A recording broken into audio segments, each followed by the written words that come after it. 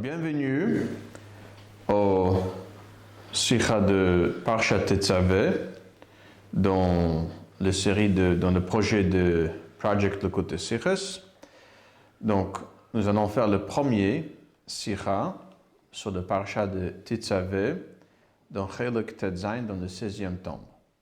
C'est un des deux sikhot que nous apprenons cette année dans cette série, ce projet de Lekutei Sichot. Alors, dans le Lekutei Sichot original en yiddish, c'est Chelek Tetzain, 16e tombe, page 328. Et nous allons le faire en traduction en hébreu, et qui a été fait spécialement pour le projet de Lekutei Sichot. Vous pouvez aussi le suivre dans le Lekutei Sichot en hébreu classique de Machon Levi Yitzhak, mais c'est possible qu'il y aura quelques mots de différence là et là, mais sinon dans l'essentiel c'est le même. Ok. Le début on va faire oralement. C'est une sira comme le Rebbe qui est d'Arko Bakodesh. Souvent il prend un Rashi et il explique tout d'abord dans le Pshat, selon le Pshat, puis aussi dans la Halacha, le grand Chidushim dans la Halacha qu'on voit dans cette Rashi. Et vers la fin, il explique aussi Al-Pi Pnimiyut Enyanim, Al-Pi Chassidut et Avodat Hashem. Donc, on va commencer avec le Pshat. C'est un Rashi qui s'arrête sur le pasuk Vasita et Me'il ha'ephod. Alors, c'est dans notre parasha, Parshat Tetzaveh. C'est le troisième montée. C'est Perek Chavchet, pasuk Lamed Aleph. Alors, le pasuk dit Vasita et Me'il ha'ephod kelil techelet. Et tu vas fabriquer le Me'il ha'ephod, c'est le tablier. Elle sera fait entièrement des trellettes de la laine avec la couleur de trellettes bleu ciel. Le prochain pasuk Lamed Bet, V'haya fi rosho betocho, c'est-à-dire une ouverture comme un talit katan par lequel on rentre la tête. Safayihiya lefiv saviv maïse oreg. Autour de cette ouverture, il faut qu'elle soit doublée. Et que ce sera le matériel, le tissu elle-même qui sera donc doublé, comme l'explique Rashi, et non pas attaché un autre morceau avec un aiguille. C'est pour ça que la Torah dit maïs oreg, que fit tahra. Tahra, c'était le sirionim, c'était de sorte de se protéger qu'ils utilisaient à l'époque. Alors, il y a l'eau yikarea. L'eau yikarea, ainsi, a priori c'est ainsi, elle ne se déchirera pas. C'est-à-dire, la Torah dit qu'il faut, là où on rentre la tête, que ce sera doublé, ce sera donc une protection, et ainsi, l'eau yikarea, elle ne se déchirera pas. Le Rashi, sur Pasuk Lamed Bet, le Rashi l'eau yikarea, Rashi dit comme ça. Lo yikareya kedei shelo yikareya. Pour que ça ne se déchire pas. Après, Rashi continue. Vehakoro. Et celui qui les déchire. Si jamais quelqu'un déchire le mi'il, là où il est doublé, au verbe lav, il transgresse sur une avera. Shezem et minyan lavin shebatora. Elle fait partie des comptes, des interdits de lavin dans la Torah, le mitzvot négatif. Vechein velo yizach hachoshen, vechein lo yasuru mimanu hanemar bade Aaron. Comme dit Rashi, quelques psukim auparavant, pour le choshen qu'on plaçait et on devait l'attacher avec le éphod, alors la Torah nous dit dans pasuk chafret, il y a quelques psukim en arrière, la Torah nous dit comment nous devons bien attacher le choshen avec le tabaot, le petit bague de éphod, avec un petit techelet, avec un fil de laine. Lihiyot al cheshev ha'éphod, ainsi ce sera bien attaché au cheshev ha'éphod. Velo yizach ha'choshen me'al ha'éphod. Et que le choshen, elle ne se détachera pas de éphod. Donc Rashi dit, comme là-bas aussi, velo yizach, ça devient donc une interdiction, une avera. il ne faut pas qu'on détache le choshen de éphod. Et la même chose aussi pour le Aaron, pour l'arche. Alors dans Parashat Trouma, Perek Chafei, Pasuk Chaftet, alors là-bas la Torah nous dit,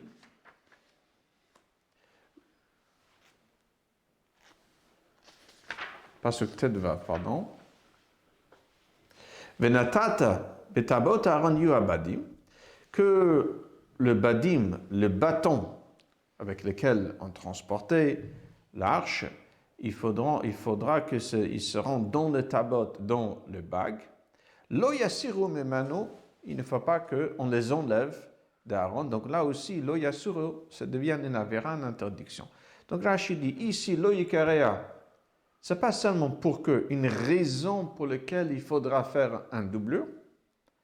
Ce n'est pas seulement une raison, mais aussi, ça devient une interdiction de déchirer. Il est interdit donc de déchirer le doublure autour de l'ouverture pour la tête dans le mil, dans le tablier. Et la même chose aussi lorsque la Torah dit qu'il faut bien attacher le choshen. Velo yizach ha-choshen, ce n'est pas seulement que pour que le choshen ne se déplace pas, mais ça devient une interdiction, on n'a pas le droit de déplacer le choshen. Et la même chose dans Parashat Trouma, pour le bas d'Aaron, pour le bâton d'Aaron, là aussi la Torah dit Betabot Aaron yihiyu habadim, que le badim il va dans le tabot, dans le bag d'Aaron, de l'arche, lo yasiru mimenu, c'est pas seulement qu'il doit être là-bas pour que, c'est pas seulement une raison pour qu'il ne se détache pas, mais lo yasiru, ça devient donc une interdiction, et là, on n'a pas le droit d'enlever le badim, le bâton d'Aaron. Alors, selon Rashi, il y a deux choses dans cette pasuk de lo yikarea. C'est une raison, à la fois une raison. La raison pour laquelle il faut mettre en doublure, c'est pour que lo yikarea, pour que ça ne se déchire pas. Mais aussi, il y a une mitzvah ici, un ordre, une interdiction. On n'a pas le droit de déchirer le doublure. C'est le problème, c'est quand même difficile. Comment, au moins dans le pshat, comprendre dans cette pasuk qu'elle a deux sens. D'un côté, c'est une raison pourquoi il faut donc faire un doublure. Et de l'autre côté, il y a aussi une interdiction. D'autant plus parce que lorsqu'on regarde dans le Gemara, de Yuma, le traité de Yuma, d'Af Ayin Bet Amud Aleph, on voit là-bas qu'a priori c'est l'un ou l'autre. Là-bas, le Gemara nous dit, je le cite, Ayin Bet Amud Aleph, Amar Rechava, Amar Rabiuda. Rechava dit un nom de Rabiuda. Hamekareya Bigde Kohuna, celui qui déchire le vêtement de Kohanim.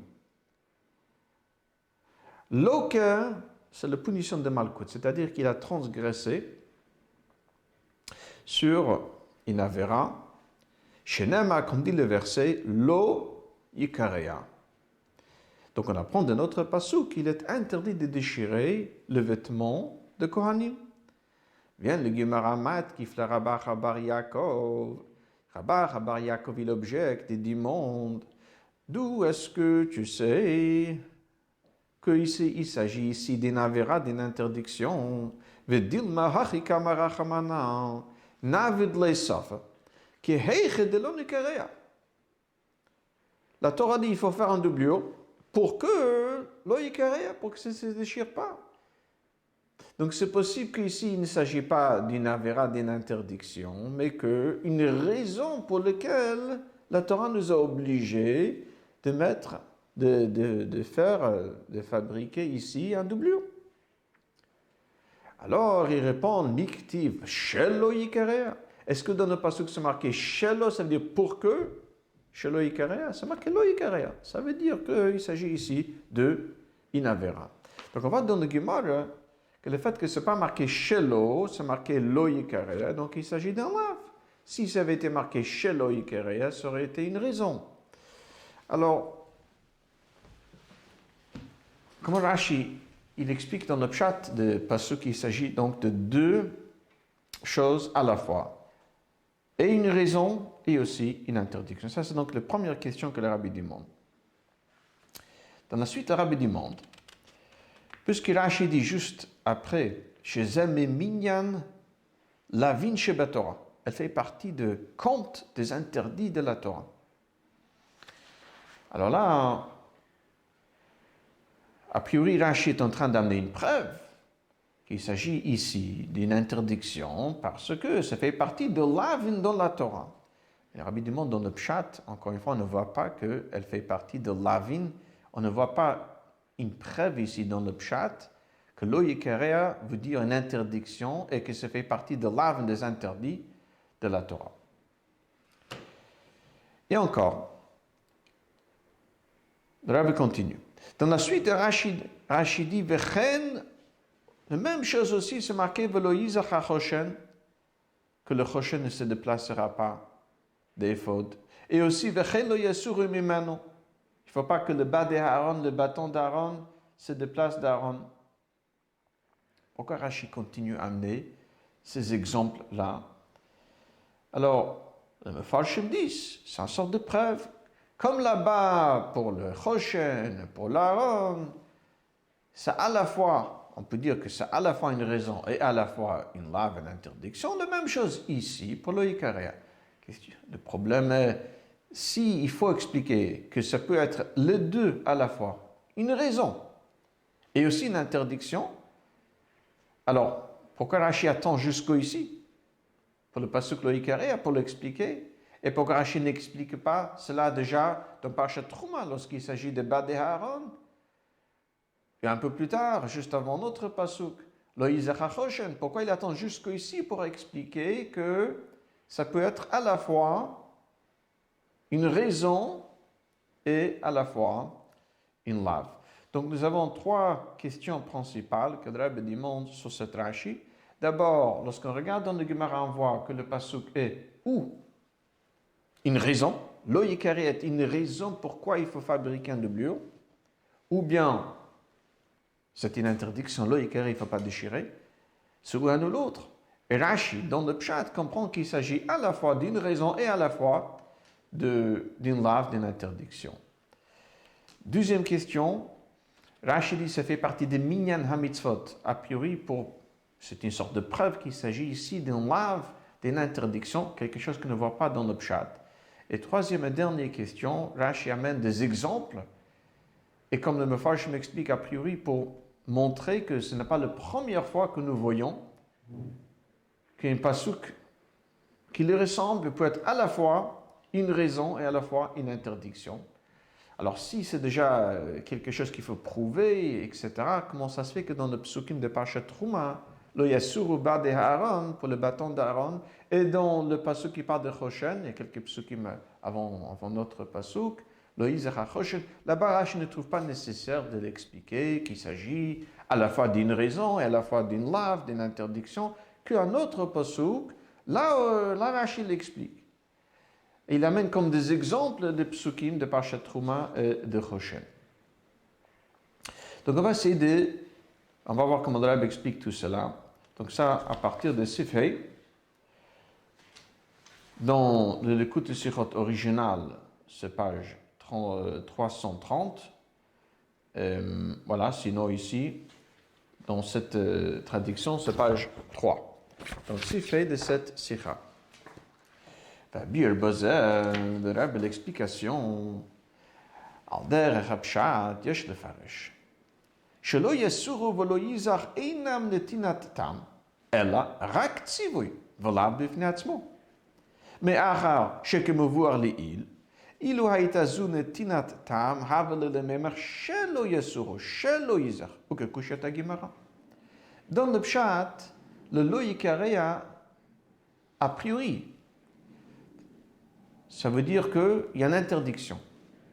Et ce n'est pas une raison pour l'obligation de fabriquer un doublure. Pour la simple raison, parce que si ça avait été une raison, ça aurait dû être marqué chez lo yikareya, pour que. Donc si ce n'est pas marqué chez lo yikareya, il s'agit a priori d'une interdiction. Et la même chose aussi pour le yasuru, pour le bas d'Aaron, pour le bâton d'Aaron. Et la même chose aussi pour le yizar, pour le choshen. Dans le pshat, il s'agit une interdiction. ואף שהדבר לא נאמר בלשון לא תסירם או לא תזיח, שהוראתה ציוו אל האדם בלשון נוכח, שהוא לא יעשה זאת, אלא לא יסורו, היינו שהבדם לא יסורו מהטבעות, וכן לא ייזח, bien que ce n'est pas marqué tu n'enlèveras pas le bâton, ça veut dire l'homme, ou ce n'est pas marqué lo taziach, tu ne détacheras pas le choshen d'éphod. C'est marqué plutôt lo yasuru, que eux ne seront pas déplacés. On parle de bâton. Shelo yizach, que le choshen ne sera pas déplacé. Donc on parle de bâton et de choshen, et non pas sur l'homme qui a l'interdiction de le déplacer. Mais dit le Rebbe, quand même, עדיין אפשר לפרש זאת בדרך ציווי. שהאדם צריך להשתדל שלא יסורו הבדים מן הטבעות. דרך זה בפסוק ולא ייזח. On peut toujours expliquer que c'est une interdiction pour l'homme. C'est-à-dire l'homme, il doit faire le nécessaire pour que le badim ne vont pas se détacher. L'homme doit faire le nécessaire pour que le choshen ne se détachera pas. Donc il s'agit toujours d'une obligation de l'homme.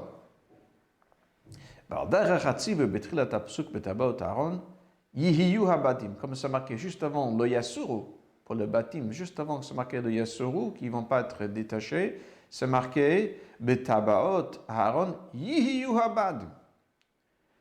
Dans le bag, c'est là-bas où le badim, le bâton vont être. Shehu tzivui.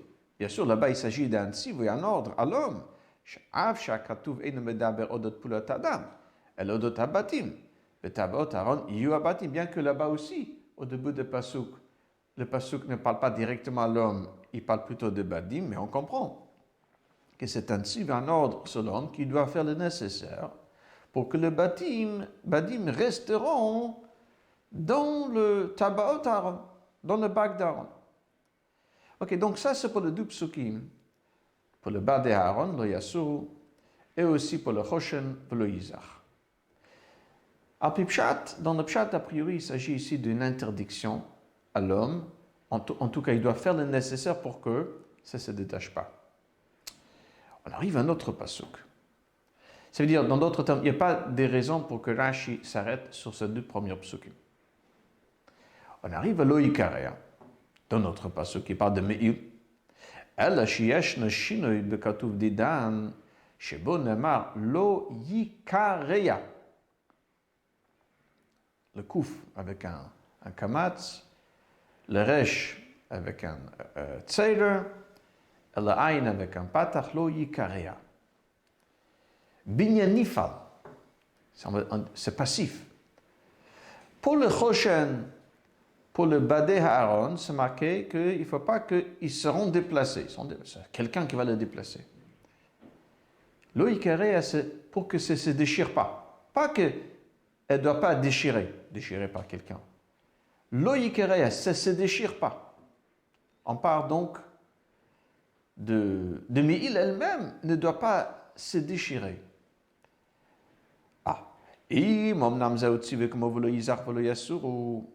S'il s'agit ici d'un ordre, une interdiction, comme dans le psukim lo yizach, lo yasuru, pour le choshen, pour l'Aaron, tzarich liot betzivui, lo yikarea shine v'hosafa yoter me'asher betzivui ma'acherim.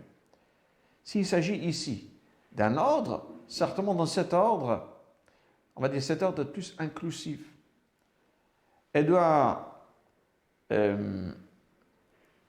avoir en elle, dans cette interdiction, un peu plus que dans les ordres précédents concernant le choshen et concernant le bâton d'Aaron.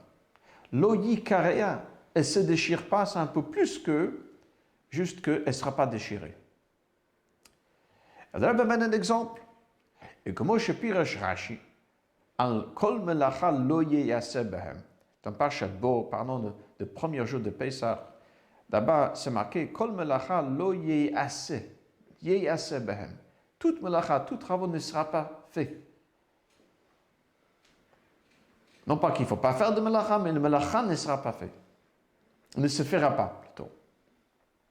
Le Rashi dit là-bas, justement, que dans cette interdiction est inclus même une melacha qui est nas al yedei acherim. C'est-à-dire, le Mechil t'explique, il y a un remez ici au moins, une allusion dans la Torah que pour Yom Tov, puis pour Shabbat aussi, on n'a pas le droit de faire un melacha, même par un non-juif, que lui-même n'a pas l'ordre de ne pas faire de melacha. Donc, on aurait pu dire la même chose ici. ולפי זה נמצא שבציוויים ולא ייזך ולא יסורו, ובעוד כמה אזהרות במשכן וכליו אין איסור בנעשה על ידי אחרים, וזה אינו מתקבל על ידי הפשט. A priori, si nous allons expliquer l'oïkaré de cette même façon, ça veut dire qu'il y a une différence entre l'oïzach et l'oïasuru. Et l'oïkaré, que l'oïkaré s'interdit même par acherim, par contre, l'oïzach et l'oïasuru n'est pas interdit par acherim. Mais ça, c'est quelque chose dans le pshat, c'est un peu difficile, que c'est ça que la Torah veut dire. C'est pour ça que Rashi explique qu'est-ce que veut dire l'oïkaré, non pas qu'on englobe ici, on inclut ici aussi un isra l'idée acherim, c'est pas ça. C'est que dès chez l'oïkaré, pas seulement qu'il y a une interdiction, c'est aussi une raison. C'est pour ça que c'est marqué l'oïkaré. C'est une raison pourquoi il faut fabriquer cette doublure. Shine haloshen bepasuk more, sheyesh kan et tinatam, mipnei she'en adavar demain le lo yasur ou lo yizach. Lo yikere n'est pas comme lo yasur et lo yizach pour le bâton d'Aaron et pour le choshen. Là-bas, il n'y a que d'interdiction. Ce n'est pas une raison pour laquelle il faut l'attacher, une raison pour laquelle il faut qu'on place le badim dans l'Aaron. La Torah n'est pas en train de nous donner une raison. Là-bas dans Parshat Trouma et un peu plus tôt pour le Choshen. Par contre, ici, si la Torah dit lo yikarea, pas seulement lo yikra, c'est-à-dire en plus de cette interdiction, comme il y en a pour lo yizach et pour lo yasur, en plus, c'est une raison pour laquelle il faut fabriquer cette doublure. Mais on peut continuer. Sivav. Aval. עדיין אין מובן. Il y a toujours une difficulté. אם אמנם כוונת הכתוב לציווי, הלא מדוע נאמר הציווי רק ברמז? על ידי זה שלא נכתוב, שלא ייקרא, הלא ציווי צריך להיכתב באופן ברור ובפירוש. S'il s'agit d'une interdiction, d'un vrai lave, alors pourquoi la Torah nous le transmet de manière un peu... Le fait que la Torah ne l'a pas dit shelo pour que... On a compris qu'il s'agit d'une interdiction. Alors pourquoi ne pas le dire de manière explicite, comme toute autre interdiction? C'est pour ça que Rashi continue.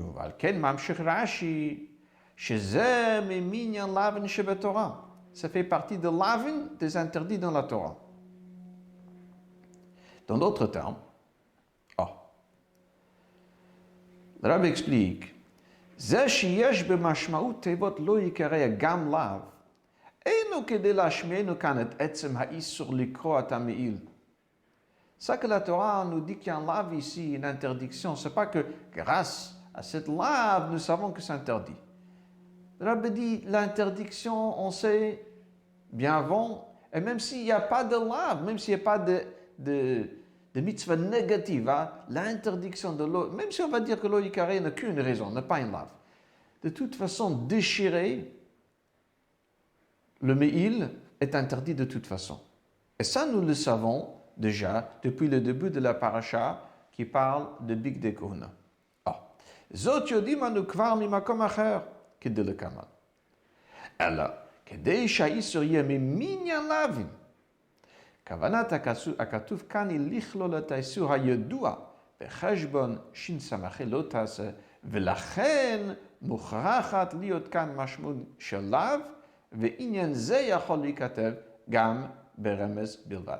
En d'autres termes, si la Torah est là pour nous donner cette interdiction, pour nous ordonner de cette interdiction, là la Torah doit le dire de manière explicite. Mais puisque l'interdiction, elle est de toute façon là, depuis le début de la paracha de Bigdei Kehuna des vêtements de Kohanim, que nous allons voir dans quelques instants, alors la Torah n'est là que pour, que ce sera aussi, mais minyan halavin, qu'elle rentre dans le compte de 300 65 laves. La Torah veut que ce sera aussi en lave. Mais même sans le lave, c'est déjà un interdit qui mène, comme nous allons voir, d'une mitzvah de le kavod, de le tiferet. Donc, l'interdiction, elle est déjà là. Sauf que la Torah veut qu'elle fera partie aussi de compte de 365 laves. C'est pour ça que ce n'est pas obligé que ce soit dit de manière spécifiée que c'est interdit. Maintenant, vous allez demander d'où est-ce qu'on sait déjà, avant cette lave, qu'il est interdit de déchirer un vêtement de Kohen. Donc, et d'où est-ce qu'on sait cette interdiction de déchirer le mil? Vasita bigde kodesh le chavot ou le tiferet. Tu vas dire à Aaron, tu fabriqueras de bigde kodesh le kavod ou le tiferet. C'est tout au début de Perek Chafret. Va'ata, hakrevelach Aaron achicha v'ad banavito mitor bnei Israël. Tu vas donc rapprocher Aaron, tu vas le distinguer de parmi les bnei Israël, le chanoli pour me servir. Et après c'est marqué Vasita bigde kodesh l'Aaron achicha le chavod ou le tifaret. Tu vas fabriquer des vêtements kodesh saints pour ton frère Aaron. Et ces vêtements, ils vont être le kavod ou le tifaret, c'est-à-dire pour l'honorer, pour leur splendeur. Et chacun comprend que lorsqu'on déchire un habit déchiré n'est plus du tout un beged qui est le kavod ou le tifaret. Et donc, beged karoua est le kavod ou le tifaret. Donc, déjà, le fait qu'il y a un mitzvah que le beged, le vêtement de Kohen, soit le kavod ou le tifaret. Alors, d'ici, nous savons déjà qu'il est interdit de déchirer. Aïe, pourquoi la Torah nous dit lo yikere que ce soit en lave? Parce que la Torah veut que ce soit en lave aussi, mais minyan halavin shebe Torah, qu'elle fera partie de 365 lavim de la Torah. Dans Zayn, le Rabbi continue et demande une question très simple. Nous trouvons souvent dans la Torah que la Torah va même répéter 2 fois ou plus la même interdiction pour que ce sera quelque chose de plus chamour. Que lorsqu'on transgresse, ce ne sera pas seulement une transgression sur une lave, mais même plusieurs laves. Alors, d'où est-ce que Rashi sait que si c'est marqué lo yikarea, c'est juste pour que ce sera mi minyan halaven qu'elle fera compte de minyan halaven de compte de lavin. Et peut-être c'est pour rajouter un peu de gravité, on va dire que ce sera plus sévère. Ce n'est pas seulement à cause de kavod de le tifaret. C'est aussi un lave, tu overbelave. Alors, justement, c'est ça que Rashi explique. On va le faire dans le texte. Zayn. On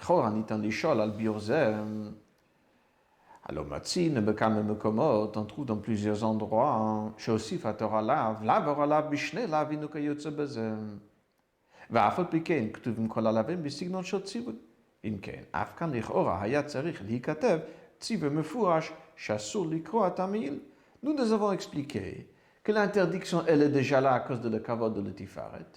Donc le lave, ce jude, n'est pas obligé qu'elle soit bien spécifiée, mais on peut dire que si, parce que souvent la Torah répète la même interdiction et plusieurs fois et de manière spécifiée pour que ce sera plus ramour.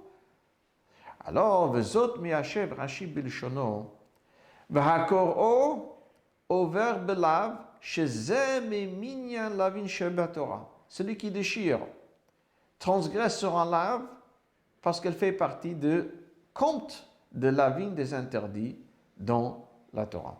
Dans d'autres termes, Rashi explique qu'ici, la Torah n'est pas là pour rajouter dans la gravité de la vera,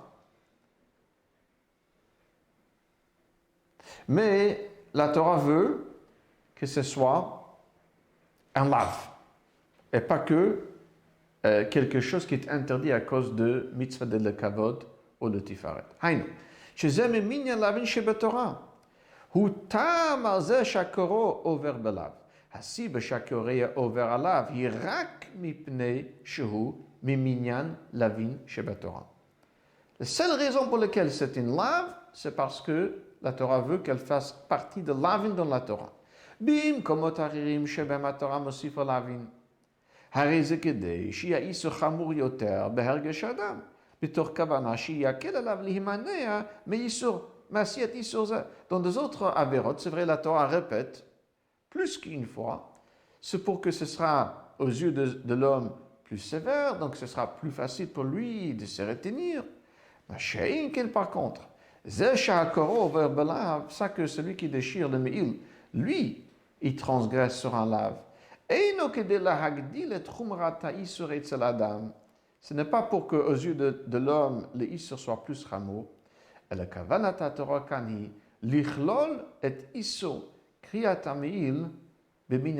ce que la Torah veut est, en disant l'oïkaréa, c'est que l'interdiction de déchirer, ici, fera partie du groupe de lavin dans la Torah. Ok? וכתוצאה מכך הקורו עובר בלאו. ומאחר שהלאו לא בא להגדיל את חומרת האיסור אצל האדם, עדיין בכתיבתו באופן של רמז. Et parce que la Torah n'est pas là pour renforcer la gravité, la sévérité de cette interdiction, c'est pour ça qu'il suffit, la Torah n'a pas obligé de le spécifier comme un lave, en plus de la raison, c'est pour que shelo yikareya. Avec ça, le Rabbi dit, on comprend aussi pourquoi Rashi change un peu de la Lachon à Gemara. Le Gemara que nous avons appris ensemble, de Yuma. Le Gemara nous dit, Hamakareya bigde kuhuna loke. Celui qui déchire le bigde kuhuna, c'est la punition de Malkout. Rashi dit, Hakoro over belav, il ne parle pas de Malkout. Parce que justement, le Gemara veut dire, expliquer la gravité des choses. Rashi, dans le Pshat, il dit, la Torah dit, lo yikareya, elle ne spécifie pas qu'il s'agit d'un lave, en plus de la raison, chez lo yikareya, pour que chez lo yikareya, parce que pour Rashi, la Torah veut seulement que ce sera aussi dans le compte de la vigne, et la Torah n'est pas là pour rajouter encore dans la sévérité, dans la gravité de cette avéra. On peut toujours demander, dans Chet, alors, pourquoi lorsqu'il s'agit de déchirer, on va peut-être faire Chet oralement, pourquoi lorsqu'il s'agit de déchirer le big de Kohuna, alors ici, la Torah veut seulement qu'elle fera partie des minyan, des comptes de la vie, sans pour autant rajouter dans la gravité des choses. Et là, c'est pour ça que Rashi rajoute, Vechen, la même chose aussi on voit pour le Yizar, et la même chose on voit aussi pour le Yassur, c'est-à-dire lorsqu'il s'agit de averot, de destruction, de détacher, etc., dans le Big de Kohuna, alors on voit que la Torah a fait plusieurs lavim, et donc là aussi on peut dire la Torah voulait associer cette lave, cette interdiction de déchirer le Big de Kohuna aux autres lavim déjà à ces sujets. Donc pour résumer, avant qu'on fasse la suite, la partie d'Alacha, alors qu'est-ce que le Rabbi explique en quelques étapes?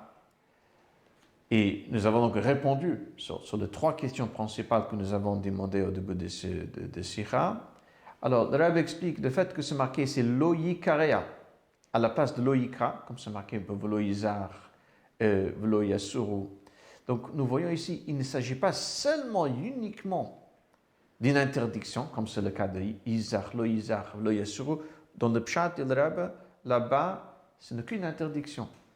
Ici, si la Torah dit lo yikareya, ce passif, ça veut dire qu'elle inclut, en plus, ici, c'est une raison. C'est une raison pour laquelle il faut rajouter le doublure. Mais le fait que la Torah ne dit pas de manière explicite shel lo yikareya, pour que, on comprend qu'il y a aussi un lave. Pourquoi la Torah ne dit pas de manière claire qu'il y a un lave? Rashi continue, parce que le but ici est que c'est aussi un lave. L'interdiction, nous savons déjà, parce que c'est marqué que le big de Kuna doit être le kavod de l'Tifaret. Et en plus, la Torah voulait que ce sera aussi dans le compte de la vigne. Et pourquoi la Torah ne le spécifie pas s'il s'agit d'un lave? Elle va continuer. C'est pour ça qu'on amène aussi d'autres lavim dans cette même domaine pour montrer que la Torah veut qu'il y aura un groupement de lavim autour de Big Dekuna pour le Kelim de Mishkan. Alors, avec ça, nous avons répondu. Comment Rashi peut dire, on apprend deux choses de cette même pasuk lo ikaria, lorsqu'on va dans le Gemara sur un ou l'autre. Parce que dans le Pshat, encore une fois, le fait que ce n'est pas marqué lo ikra, mais lo ikaria, on voit que ce n'est pas qu'un lave, mais aussi une raison. Mais parce que la Torah ne dit pas shelo, c'est pour ça que c'est aussi, pas qu'une raison, mais aussi un lave.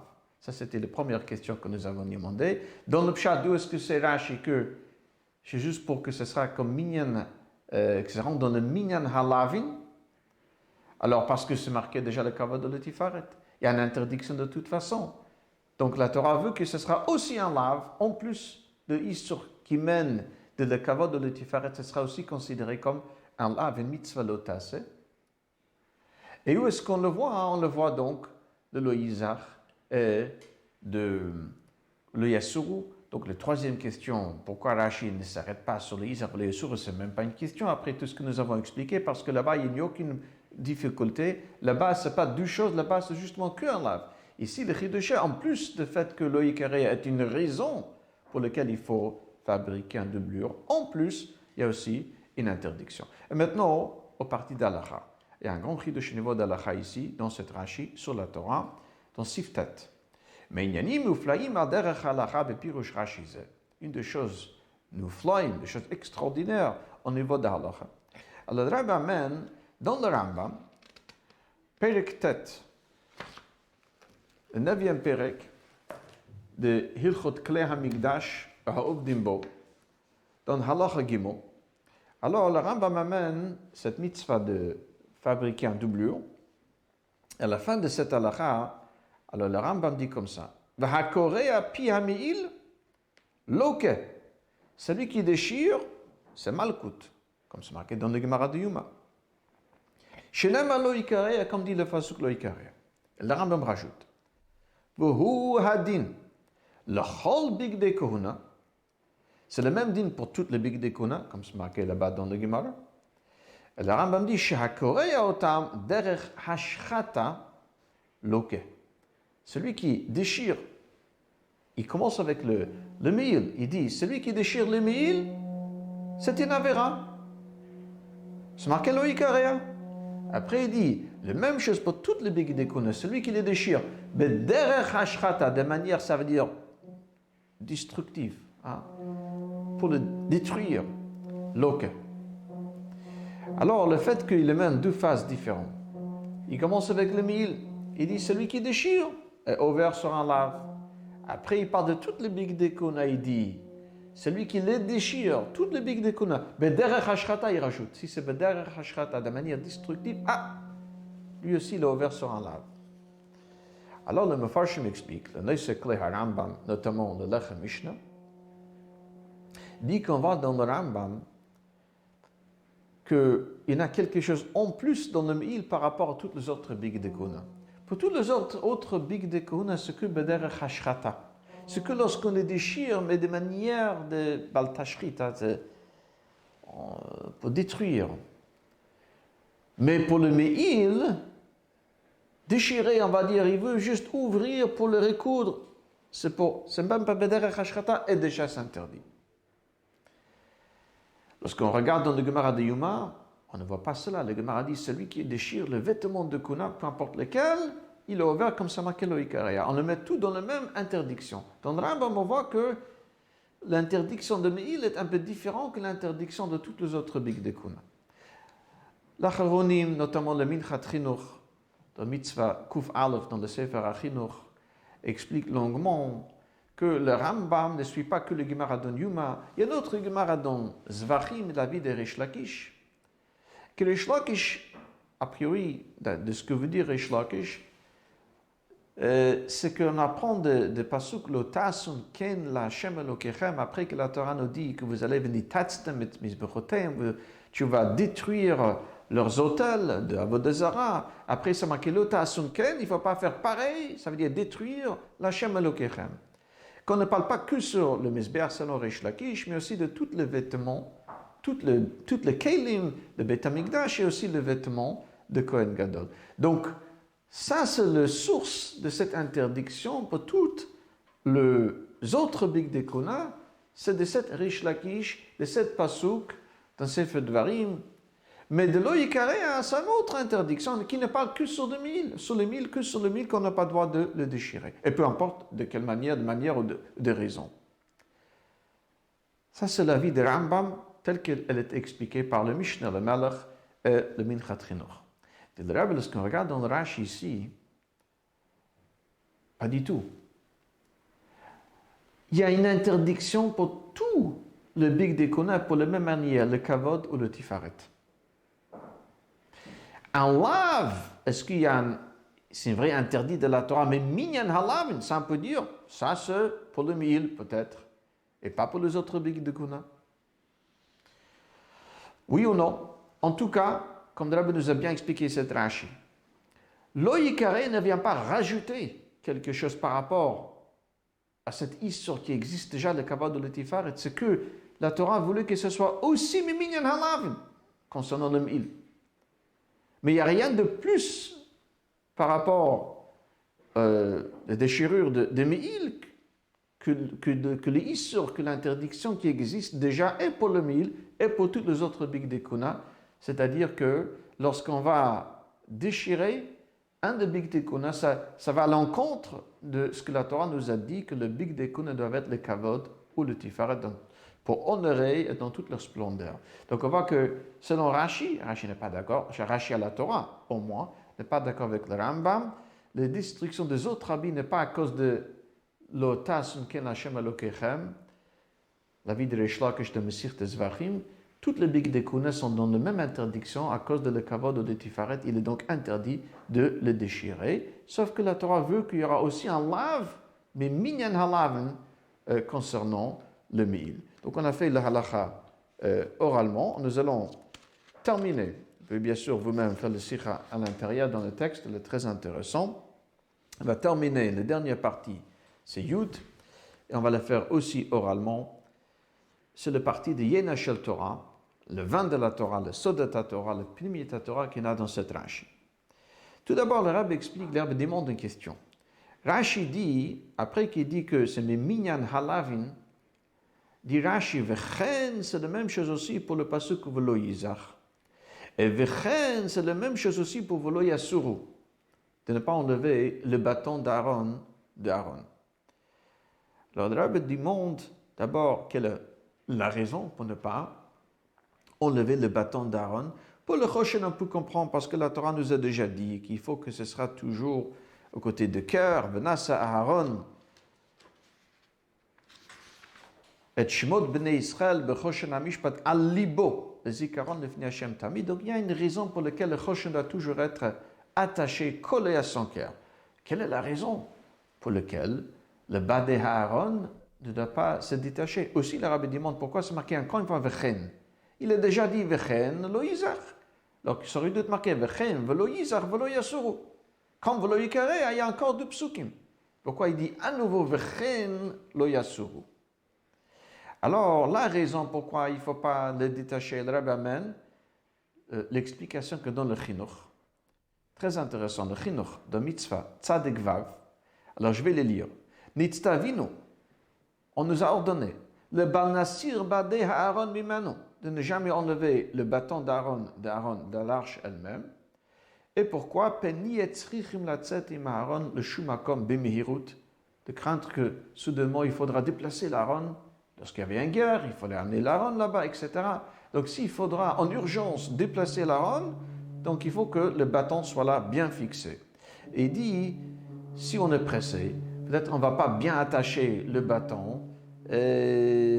L'onida qui a fait liot badim chazakim kolatzorer, peut-être un coup, on n'aura pas le temps pour bien vérifier que le bâton soit bien attaché. C'est pour ça qu'il ne faut jamais le détacher.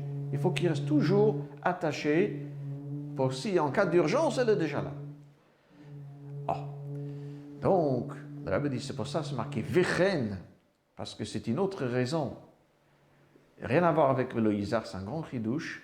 Et donc, le Rabbi dit le Hora'a, le grand enseignement qu'on peut apprendre. Par cette Vechen, le Yasuru, il ne faut pas détacher le bâton d'Aaron de l'arche elle-même. Et le Rabbi, on sait que l'arche, c'est le Mishkan Torah, comme dit le Chinuch, c'est l'endroit où réside la Torah. Chaque juif qui étudie la Torah, il ressemble à un arche. Il devient lui-même un lieu de Mishkan Torah où réside la Torah.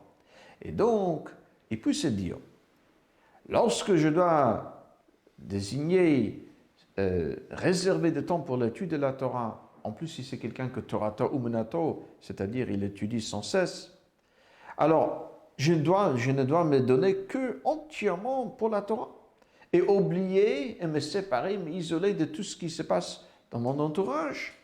À ce moment, je ne dois pas donc réfléchir sur autre chose que la Torah. C'est pour ça qu'il y a cette haora'a, c'est un enseignement de Bad Aaron, que même lorsque l'Aaron l'arche se trouve dans le Kodesh HaKodesh, dans le Saint des Saints, l'endroit, le lieu le plus kadosh qui existe, et c'est pour cela qu'on y rentre que le Yom Kippur et que le Kohen Gadol, et même lorsque l'Aaron s'y trouve, elle doit être prêt, Mouchanim Leolam, elle doit être prêt pour être déplacée en urgence si jamais à l'extérieur de Kodesh HaKodeshim. Et donc, la même chose aussi, même lorsqu'on est entièrement chakou, a dit le Rabbi, entièrement investi dans son étude, il faut quelque part être prêt à chaque instant, si nécessaire, d'amener la Torah dans un autre endroit, si c'est nécessaire, pour un autre juif. Donc ça, c'est l'enseignement que nous pouvons donc apprendre de cette Rashi, et la manière qu'il est présent, V'chen aussi, lo yasuru, et en se basant sur cette explication de Chinuch.